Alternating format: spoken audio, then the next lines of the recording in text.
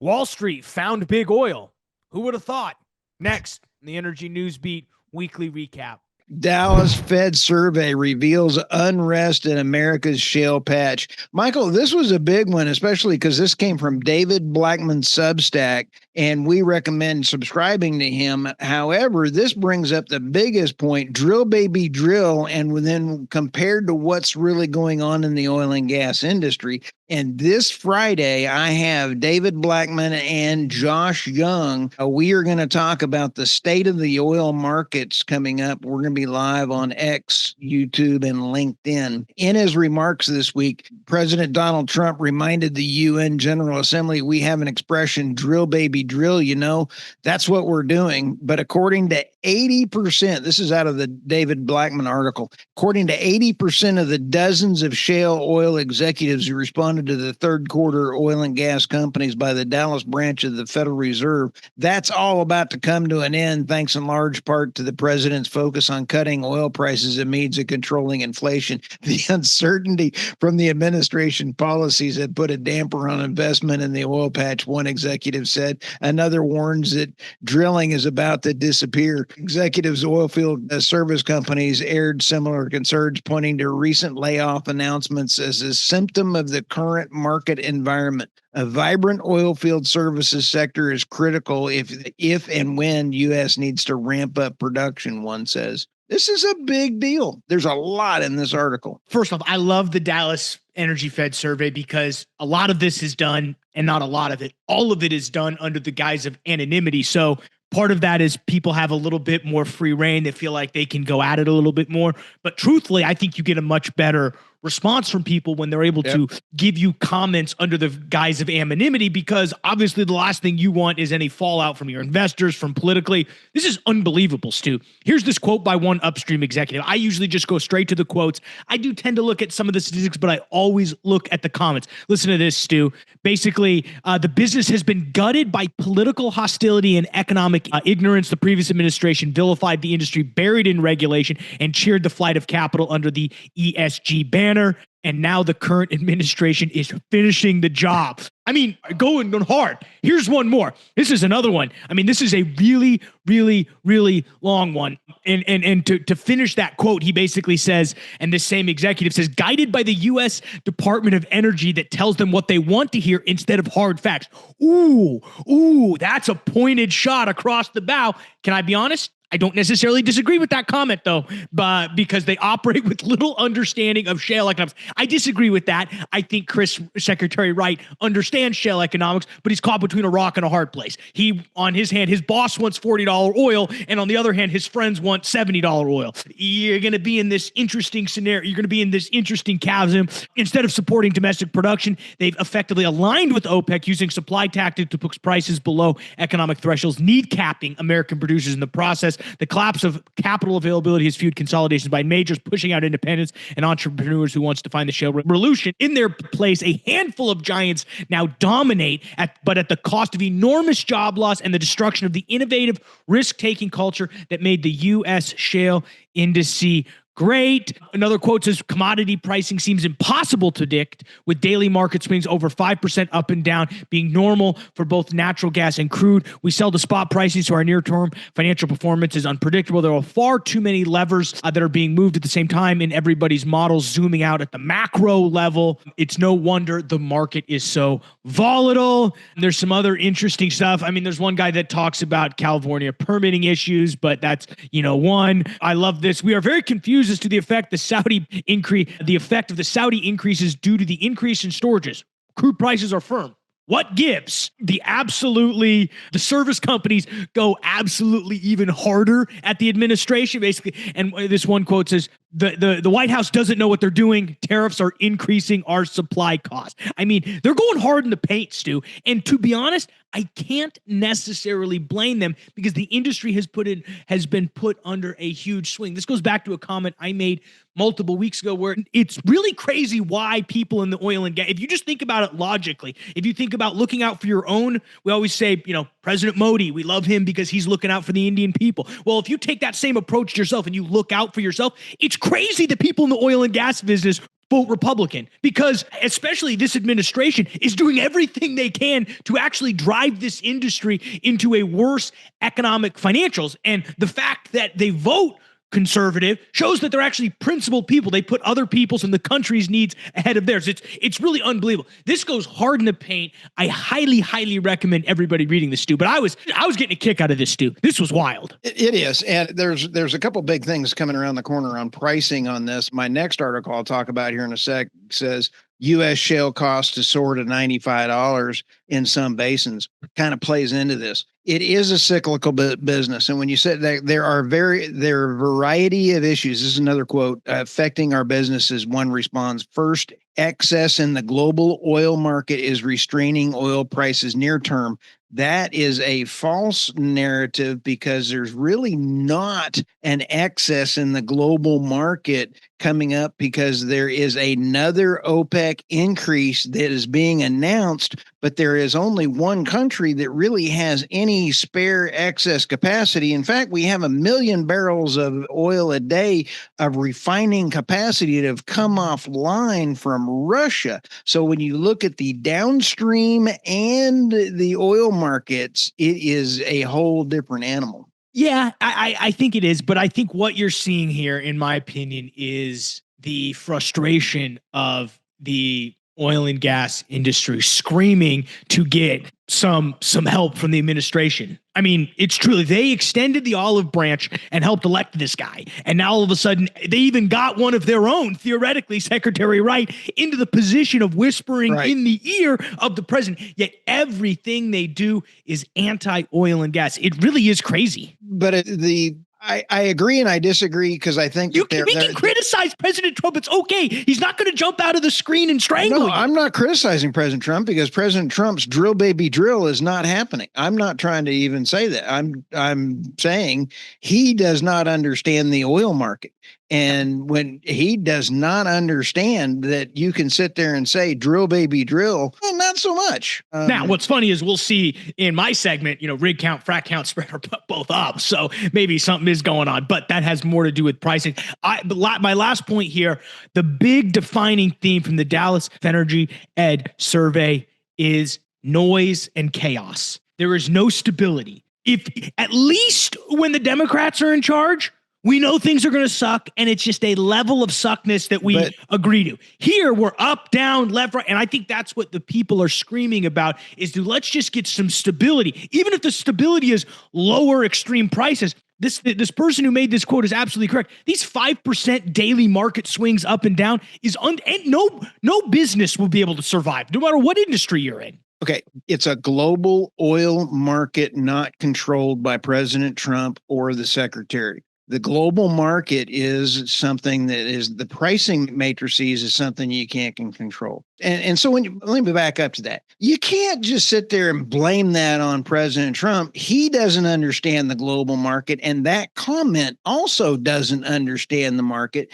when it is a global oil porous market. I mean, we can sit there and say there are so many wrong things that are being priced in. Let's take Iran, Iraq, and California. Iraq is putting in another pipeline to Iran to help them ship more crude out. And I was going to run another story that you and I were going to talk about on that was including in this, so that we could get more oil to California on that. How does all that play into this? Because all of it is a problem that is a global problem. It's not just the administration's problems. He's trying to clean up 4 to 5 years of horrible problems. Yeah. And I don't think these comments are saying it's the administration's or the secretary's fault for oil price. I think everybody knows oil prices, the global market. But then what you need to do is everything else that runs and also affects the oil and gas business that we can control. There would be nice to be some stability there. I mean, these tariffs, I'm a fan of, but they were rolled out horribly. One day they were here, one day they were here, left, right, up, down. Maybe, yeah, again. And they're working. if there was a clear and I'm not saying they're not working, and I'm actually a fan of them. But the problem is if you don't have a clear policy, and one day it's 10%, the next day it's 15, there's a leak over in the New York Times that says it's going to be 20. If China doesn't, sneeze with their right hand, now it's going to be 35. The uncertainty on where things are going is I think what this is getting at. And that's where I definitely agree with these comments. Well, I see it as negotiation. You see it as calamity. U.S. shale costs to soar to 95 per barrel within a decade. And I had fun writing this little bit. U.S. shale industry, a cornerstone of the global energy supply, is facing a pivotal.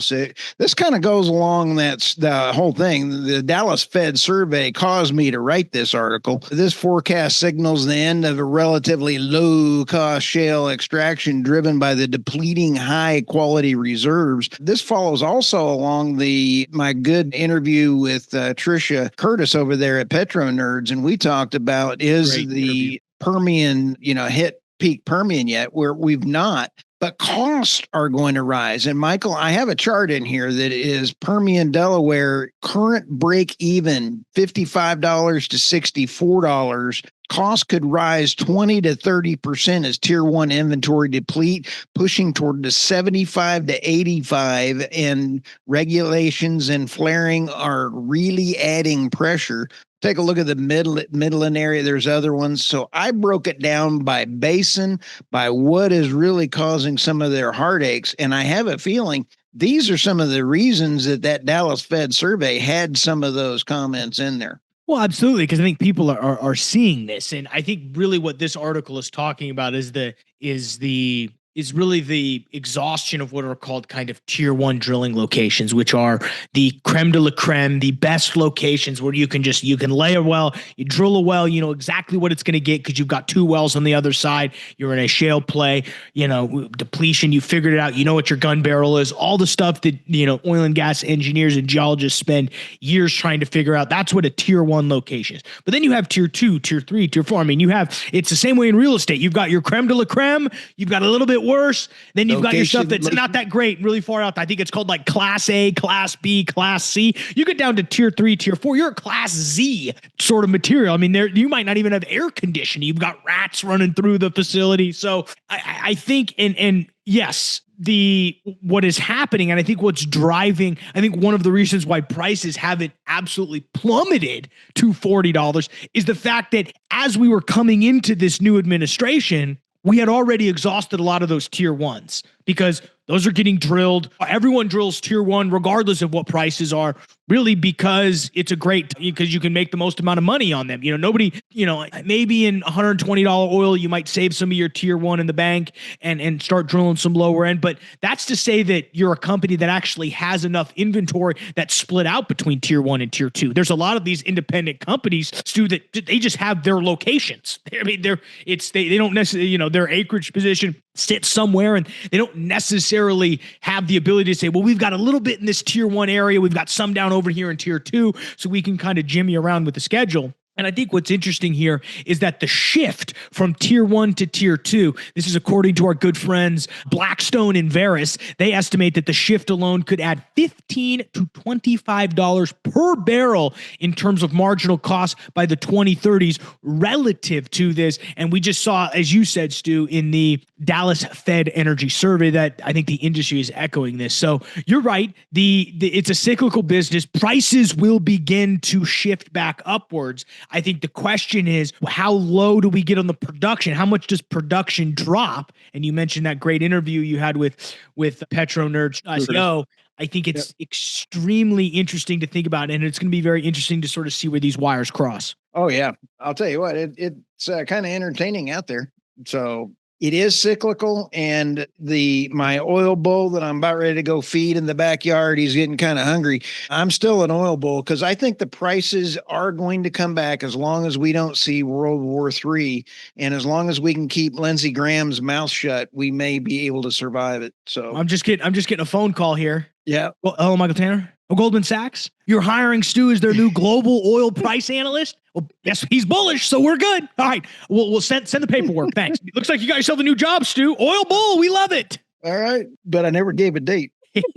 Save yourself. OPEC Plus poised to slip further below oil output target. This is from our good friends over there at Reuters. OPEC Plus has delivered about 3/4 of the extra oil output it targeted since the group started the original production heights back in April, and that level may fall closer to half later in the year as producers hit capacity limits, according to sources and analysts close with the international oil companies and the data that they've been releasing. So, Stu, you've been preaching about this for years now, and now you're a little bit vindicated because this is, all of this increases that they're doing. They're able to do some of it, but that spare capacity isn't just there. It's pretty unbelievable, and there are some curbs taking place because of oil production, but these next output hikes may only deliver half of what was promised, which is partly what drove oil prices up so heavily on Friday. I mean, what are your insights to this, Stu? Because you've been on this for a while now. The spare capacity, especially when you take a look at spare capacity in Iraq is barely hanging on, and Kenny, they've got so much natural gas, they have to now start importing LNG. Iran is barely hanging on, and then you have Russia that has just been bombed their refinery capacity. So you look at OPEC Plus there's one of the countries does have a decent amount of spare capacity. But when you look at Saudi Arabia, they've got some spare capacity. The mathing ain't mathing up. And so it's just as long as demand is going to be there in India and in China, we are going to see $70 oil. I mean, I'm sorry. I hate to ruin everybody's day, but we will get back there. I mean, no, we will. It's a cyclical business. OPEC Plus plans another oil output hike in November, according to sources. So you got two sides of the coin. You got the angel and the devil on the shoulder, both giving opposite stories about what's going to happen. I mean, it's unbelievable. On Friday, it leaks that, hey, guess what? We don't actually have any spare capacity, and now they're trying to throw the narrative back the other way. We're saying, well, wait a second, we're going to add more barrels to the market, and what they're claiming here is that OPEC Plus is going to approve another oil production increase of about 137,000 barrels per day at its meeting next Sunday, so a week from today, as they've seen these rising oil prices encourage them to quote unquote steal back market share. Again, I don't think it has anything to do with market share. I think it has more to do with they took all these cuts and now they're trying to say we want those barrels back on the market, but now they're realizing they don't have the barrels. And so how do they control the narrative? Again, Stu, as you mentioned in our Dallas Fed survey segment, they don't quite have, and OPEC doesn't quite have the power they once did. And I think it's more about power than I think it is market share. I agree. In fact, there is a real question whether or not they're even a cartel anymore or have the capacity to be a cartel. Yeah, I mean, they could attempt to corral people, but again, at the end of the people only do what's in their best interest. So I think it's really interesting. So Friday, no more spare capacity. It's over. They can't even hit their current targets. Sunday. Oh, no, wait a second. We're going to add more barrels to the market. So the answer is always somewhere in the middle when we have this. As always, guys, the news and analysis you just heard is brought to you by world's greatest website, www.energynewsbeat.com. Stu and the team do a tremendous job making sure that website stays up to speed, everything you need to know to be at the tip of the spear when it comes to the energy and the oil and gas business. Go ahead and hit the links in the description below for all links to the timestamps, links to the articles, and specifically subscribe to the show on YouTube, subscribe to the show on Apple iTunes, give us a follow there, subscribe to our show on Spotify, please leave comments there, and subscribe to our Substack, theenergynewsbeat.substack.com. That's probably the best place to support the show. Stu does a great job of releasing, 2 to 3 articles a week that really encompass the big themes that are going on. We also drop all of our podcasts there, which give a little bit of a breakdown. We just had a great podcast. So I highly, highly recommend everybody subscribe to our Substack, theenergynewsbeat.substack.com. We'd also like to thank friends of the show, Reese Energy Consulting, for supporting the show, guys. Reese Energy Consulting is the foremost midstream expert, guys. If you at all are dealing with issues in the midstream space, whether you're an upstream company and need help with first purchaser's contract or renegotiating your gas contracts or figuring out where you're going to tie in your next pad because you've got multiple different options and you're trying to break it all down, Reese Energy Consulting can help. If you're in the midstream space, I need an extra pair of hands, need some permitting or regulation help, or need some red team analysis on a final investment decision, guys, they have the team that can help you. Check out reeseenergyconsulting.com. They have clients everywhere and all throughout the country, from two people in a garage all the way up to the largest publicly traded companies in the world. So if you're wondering, are you a good fit for them? The answer is yes. reeseenergyconsulting.com. And finally, guys, investinoil.energynewsbeat.com. We are coming up on the end of the year, and I promise you guys, you do not want to be paying money to Uncle Sam. You want to keep as much money in your pocket. You want to diversify your portfolio a little bit, and you want to get some dividends. You can do that by investing in oil and gas. Check out investinoil.energynewsbeat.com. Fill out our portfolio survey and our tax calculator. And guess what, you guys are going to get a nice ebook that tells you here's what you should look for when you invest in oil and gas, and also figure out what your tax burden is and figure out how much you might save relative to your tax burden if you did invest in oil and gas, guys. We practice what we preach here, guys. We do this stuff ourselves. Investinoil.energynewsbeat.com. Don't give your money to Uncle Sam. Figure out and find out if oil and gas investing is for you. Depending on if you qualify, we will, again, send you all that information, and we may or may not point you in the right direction. Again, investinoil.energynewsbeat.com. U.S. government shutdown leaves energy markets on edge. What investors should know. This is very important. Let's have a moment of silence for the shutdown. Okay, thank you very much. The U.S. federal government has entered a shutdown on October 1st after Congress failed to pass a stopgap funding bill amid partisan divisions between Republicans and Democrats, and the crowd went wild. I voted for this kind of fun thing. I'll tell you what, you can't buy this kind of entertainment. It has sidelined several key energy-related agencies, but the EIA has already come out and said, Michael, that they will go ahead and be updating for the near term. So the over and under on how long this is going to last, the Energy Department is still open for business. Well, of course, it's only a partial shutdown. The whole government isn't shut down. The military is still getting paid, certain things like that. The markets don't even really care. I mean, the markets are actually up today, which is kind of hilarious. Goes to show you what people think about the markets or how the government impacts the markets. Maybe they're more of a non-factor than they are a big factor. I think the interesting thing to point out, Stu, is what does this mean for investors and specifically the energy market? I don't know how much. I do think that, you put in here, Bank of America analysts kind of are projecting that each week of the shutdown could save somewhere between 6,000 to 12,000 barrels per day. Is that going to do anything to margins? No, prices are already down today. While market confidence might be down, I don't necessarily think much happens with energy. But you're right. I guess this is what we voted for. You bet. And especially here's where it gets dicey. And that's because you look at that one. Let me read this. Cost savings opportunities, DOGE-led cuts in focus, because all of a sudden the Democrats left the door open for the bull in the China room with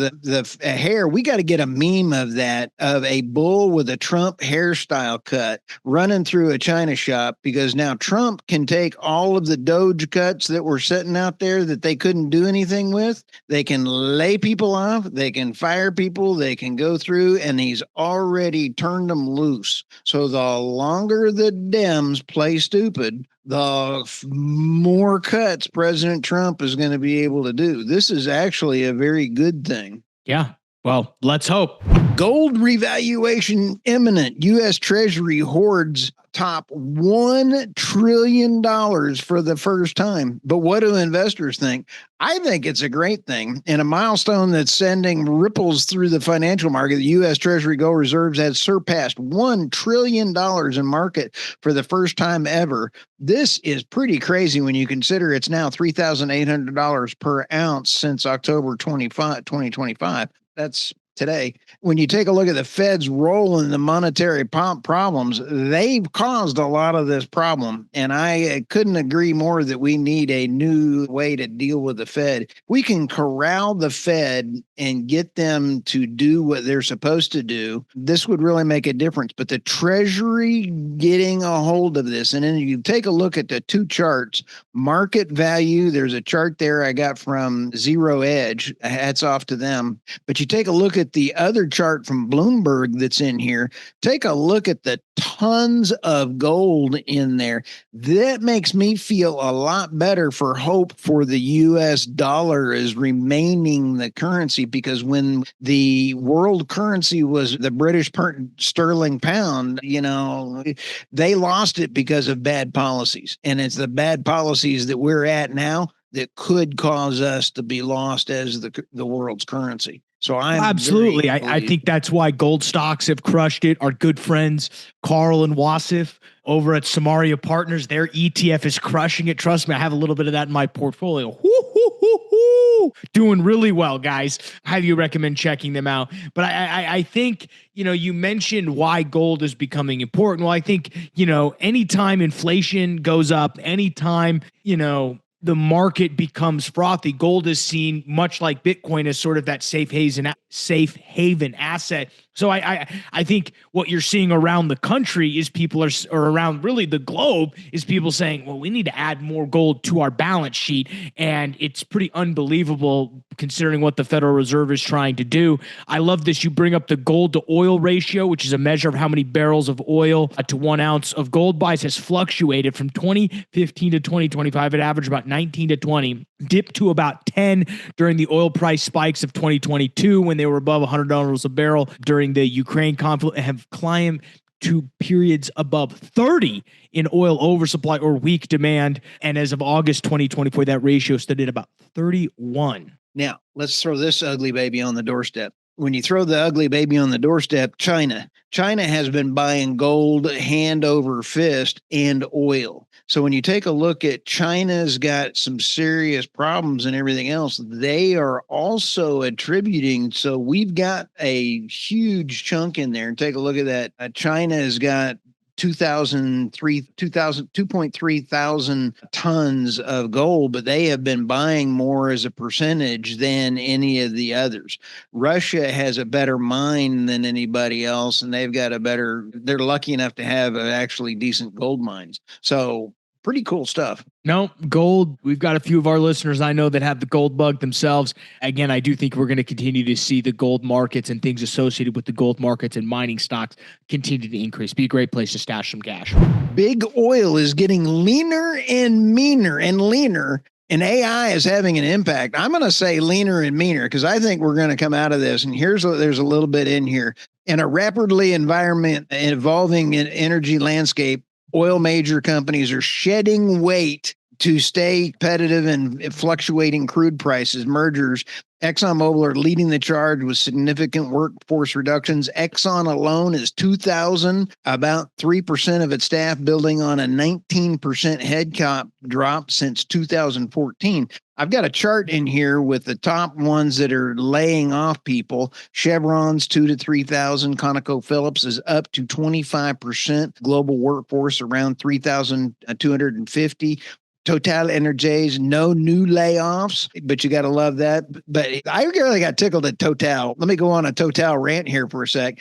They said, oh, by the way, we're getting rid of all of our solar in the United States. And they turned around and bought all these natural gas assets. You got to love that. So anyway, when you take a look at, I had a real question on this. A key question is, where are these cuts landing? Corporate offices or rugged oil field offices? Data from the announcements point to heavier toll on white collar roles. For instance, BP cuts target corporate white collar jobs, restructuring emphasize office-based functions in Canada and Europe. Conoco and Chevron plan to lean toward administrative support roles. Michael, this is about how AI is really coming of age, and you're able to take let's say you're in the field and you've got well logs you got to look at. Well log analyzation is important, but you got to have a knowledgeable set of eyeballs on there, or you're going to have rig guys, you're going to have pumps still need to work, electricians. The military needs 600 welders today. You can go get a job in the military right now with a welder. So there's going to be jobs, but I think AI is having a significant impact.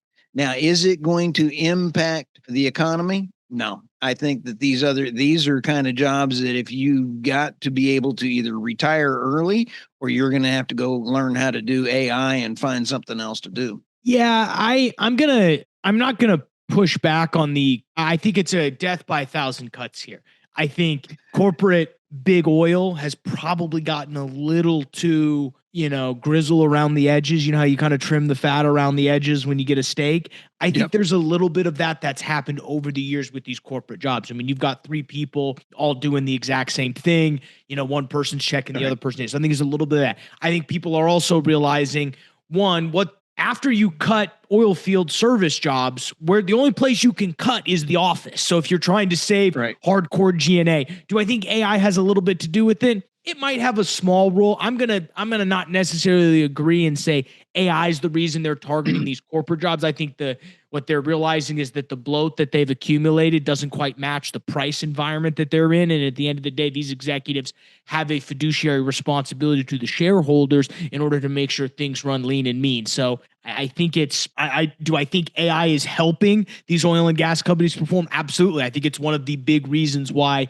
these oil and gas companies will continue to stay profitable. Now, the question is that the reason why they're laying off folks? I don't think so. It may be on the list, but it's not the top list. I think that for the people that are remaining, you had better know how to use AI because they're going to ask you to do three people's jobs. So you'd better have a way to get things done. So the answer is if you're not being laid off because of AI, you better know AI because you're going to have to do three people's jobs.